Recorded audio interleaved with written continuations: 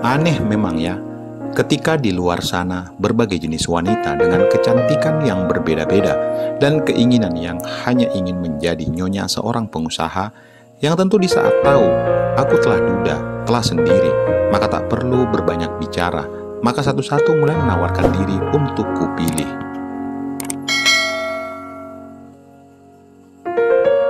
Namun itu tidak terjadi.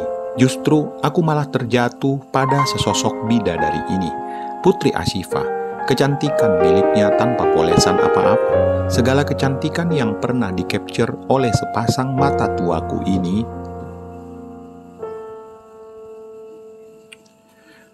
tak dapat dibandingkan dengan apa yang dilihatnya sekarang. Yang jelas, meski hanya berdua dengannya, sama sekali tak menimbulkan rasa yang aneh. Aku berani bersumpah, karena memang wajah yang kupandangi sekarang sungguh tak pantas untuk dibuat seperti itu. Jauhkan pemikiran tersebut, kawan.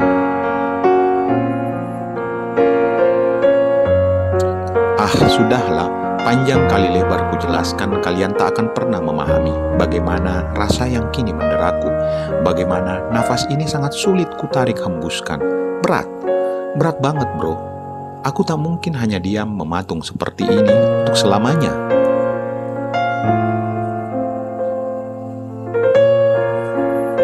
Aku harus mampu menguasai diri dari keterpesonaan terhadap dirinya.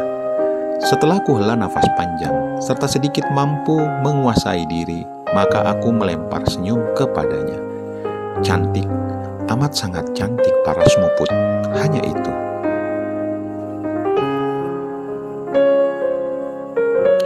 Aku tak mungkin mengeluarkan pujian-pujian seperti yang dikatakan hatiku ini, sungguh menjijikkan, hahaha. Ia lantas tersenyum, subhanallah. Nah, salah satu lagi yang membedakan wanita lain dengan bidadariku ini adalah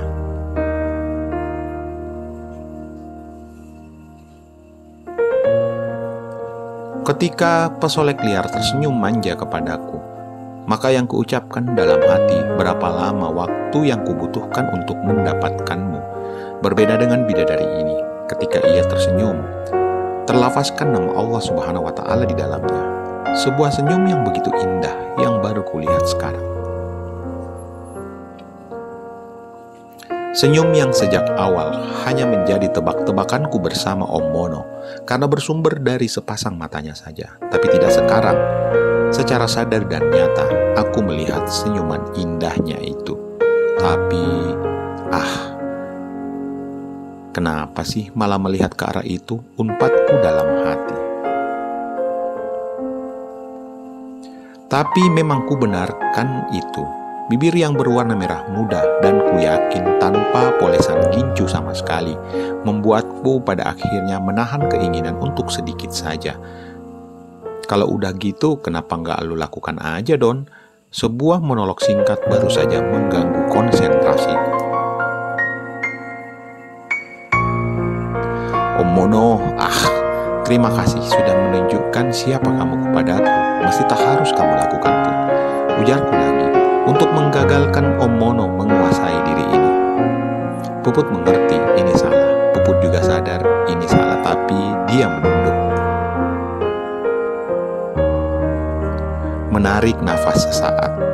Salahkah Puput jika ingin menunjukkan kepada kakak yang telah begitu baik membantu kami berdua? Saya tak sebaik yang kamu pikirkan Put, pun tak perlu sampai harus berkorban seperti ini karena hanya sebuah kebaikan saja.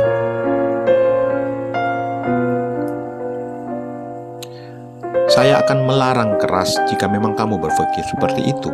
Maka pakailah kembali penutup wajahmu, Adinda. Dia mengangkat wajahnya, menatapku, senyumnya begitu lembut. Baik dalam arti yang sebenarnya, Kak. Dia mengambil jeda.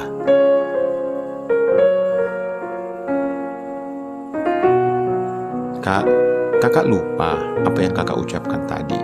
Jika kakak sejak awal menyayangi Puput, pun sebaliknya. Sebaliknya, tahukah kakak bagaimana siksanya menderitanya Puput untuk menahan gejolak di dalam dada ini? Ingatkah kakak bagaimana Puput mengatakan jika menyesal mengenal kakak? Kuanggukkan kepalaku menjawabnya tanpa berucap. Menyesalnya Puput karena selama 29 tahun Puput tak pernah sama sekali dikuasai oleh mengenal yang namanya arti sebuah rasa sayang. Itu terjadi sebelum Puput pun menatap kakak malam itu.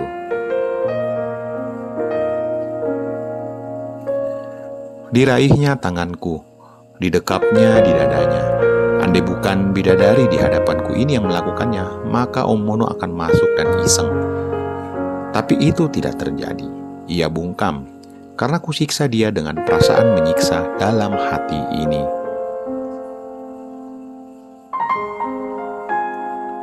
Kak, Puput tersiksa menahan apa yang dirasakan di sini, di dalam dada ini sejak kemarin. Bendungan di matanya mulai runtuh kembali. Tangisan menahan pilu mulai diperdendangkan. Puput sadar ini salah.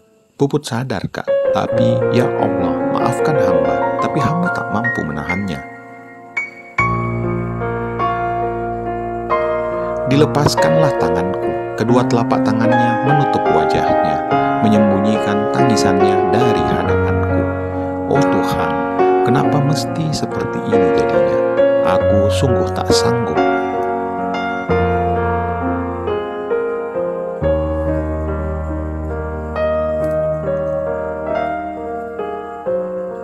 Sungguh ku tak sanggup untuk melihatnya menangis lagi. Maka ku sentuh tangannya, ku singkirkan keduanya dari wajah wanitaku. Lalu ku gantikan dengan tanganku sendiri. Ku usap wajahnya, ku sentuh matanya, menghapus air mata itu.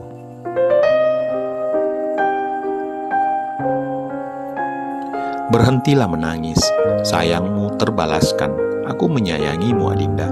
Bukan, maafkan kakakmu ini karena telah lancang mencintaimu, mencintai yang bukan milikku.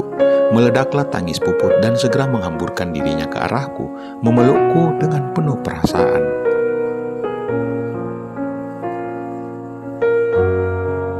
Kubiarkan dia melampiaskan semua rasa yang dideritanya, membiarkan tubuhku dipeluknya erat, sedangkan aku mengusap kepalanya dengan tangan bagian kanan, sedangkan yang kiri merengkuhnya semakin dekat kepadaku.